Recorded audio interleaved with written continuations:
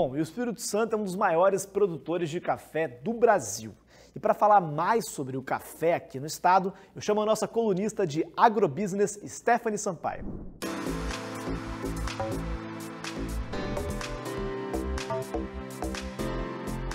O café é a principal e mais tradicional atividade agrícola do Espírito Santo e o maior gerador de recursos na maioria dos municípios capixaba.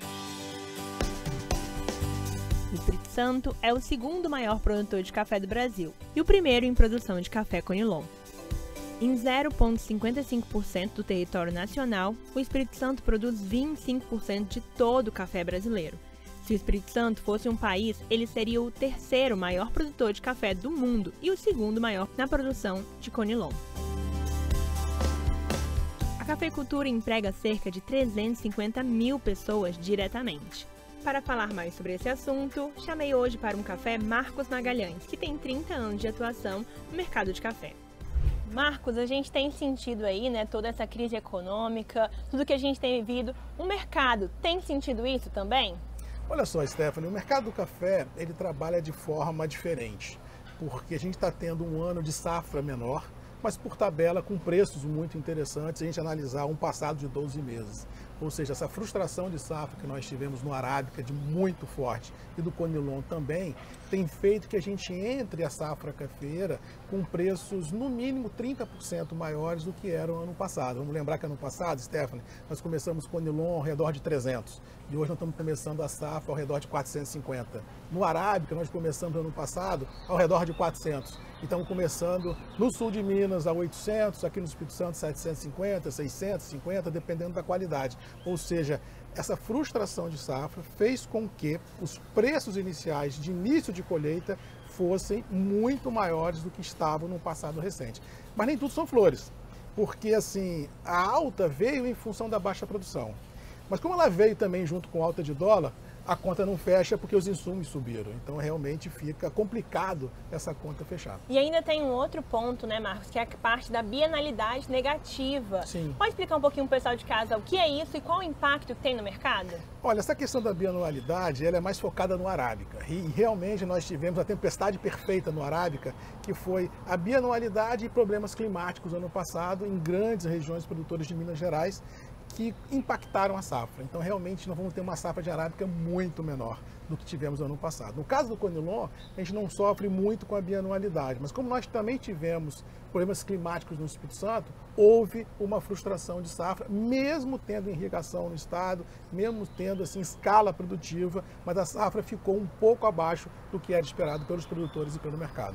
Marcos, quando a gente fala de Espírito Santo, a gente não fala só de café, como a maioria das pessoas pensam. Fala um pouquinho pra gente do mercado de mamão e também de outros mercados que você quiser. Eu falo que o Espírito Santo é um pequeno grande estado, Café, nós estamos praticamente nos 78 municípios, mesmo porque na Grande Vitória tem café plantado aqui pertinho da gente. Mas nós temos cacau, que você é a rainha do cacau aqui em Linhares, temos pimenta, temos uma fruticultura, temos o que a gente chama de civicultura, que são as florestas plantadas, focada muito forte na nossa celulose, mas também tem caixaria, tem polo moveleiro, tem a parte de pallets, que é feita também com madeira plantada do Espírito Santo.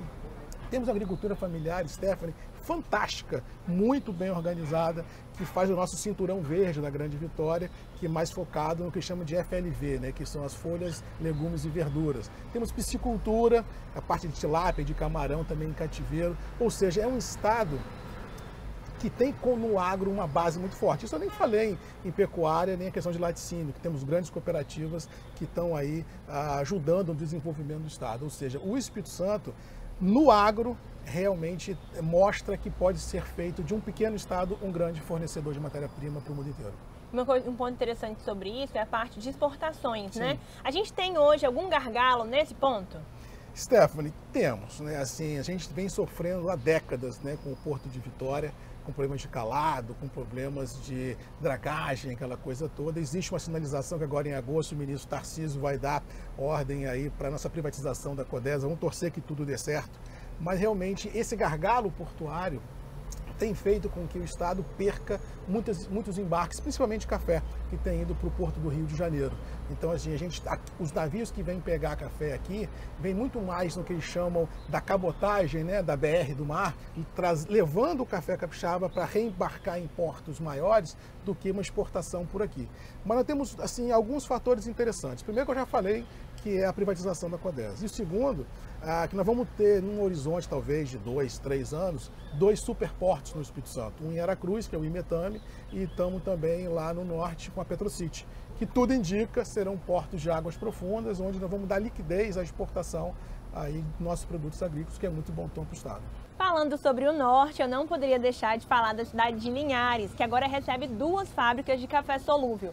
Marcos, qual é o impacto disso para o estado? Linhares é a nossa capital do agronegócio capixaba, né? É um município bacana, que tem uma força no agro muito grande, não só de café, como de fruticultura. O Franco faz um trabalho muito bacana lá. E ele foi brindado realmente por 2 megas plantas de solúvel, da Olan e da Cacique. Se nós juntarmos a isso, Stephanie, a fábrica do Grupo Tristão, que é a Real Café, a gente não tem medo de afirmar que o Espírito Santo vai ser uma das maiores plataformas de produção e embarque de café solúvel do mundo. Isso é bom por N aspectos. Primeiro, porque eleva a autoestima das pessoas, do jovem que está no interior buscando emprego. Você consegue gerar esperança nessas pessoas, riqueza através dos impostos. E quem produz café sabe que tem um ator muito próximo dele, agregando valor assim às suas cadeias produtivas. E o mais bacana disso tudo é que nós vamos levar a bandeira do Espírito Santo mundo afora. Quer dizer, é um conilon produzido no Estado, industrializado no Estado, e que saca a bandeirinha, se Deus quiser, de um porto capixaba a porta dos consumidores. Ou seja, é o Espírito Santo da lavoura à xícara, agregando valor e mudando a vida das pessoas. Então, essas vindas dessas grandes empresas para cá é fantástico, porque ela pega o cunho social e o cunho financeiro e até o cunho emocional, porque eleva a autoestima das pessoas. E eu acho que o mais legal é hoje a gente chegar numa cafeteria como essa, aqui na Praia do Canto, e conseguir tomar um café de qualidade, né? Igual a gente viu sendo servido pra gente. A gente vê também que o consumidor, ele começa a buscar cafés melhores, né? Ele começa a entender um pouco mais sobre esse mercado de cafés e começa a mudar um pouco aquele perfil que a gente tinha antes do consumidor também, né, Marcos? Com certeza, assim. Eu, inclusive, participei de um projeto da Findes, há 2 anos atrás, que foi apresentado, se não me falha a memória, ano passado, que era o futuro das indústrias agroalimentares no Espírito Santo até 2030, 2035. Eu participei desse projeto. E a minha mesa foi incumbência a falar de café, né? Eu conheço um pouco, né? E eu disse que o futuro do café capixaba, ele não está alicerçado no macro, mas e sim nos nichos. Ou seja, nós temos que ter marcas fortes, produtos de qualidade e buscarmos nichos de mercado por ser explorado. Marcos, eu acho que a gente só pode finalizar, então, esse cafezinho, né, com um brinde a todos os cafeicultores. Muito obrigada por ter aceitado esse convite. Eu agradeço muito. Olha, eu que agradeço a oportunidade de estar aqui, levando informação. Estou sempre à disposição de todos vocês. E realmente, café é isso. Tem que dar prazer e não vício.